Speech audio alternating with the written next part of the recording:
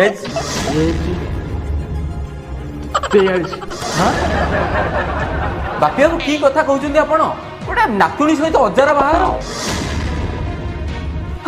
मौसा निजे आपण को एटा केबे हेई परिबो गोटे बुढ़ा सहित गोटे झियोर केमिति हम बाहर करिया मौसा निज कहतु आपण झील को केबे 43 वर्षर बुढ़ा सहित बाहा कर देबे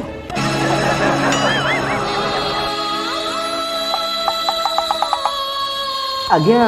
एक्चुअली मु मौसा नुह मुसई बर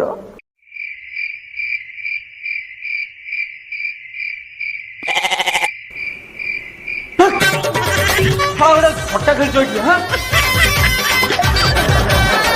अरे बुढ़ा बर ते कन्या मिलबेन रे ता बुढ़ा आसिला बाहा बाबू सोला मत कोन बेजित करा डाकतनु जदी बाहागर न कर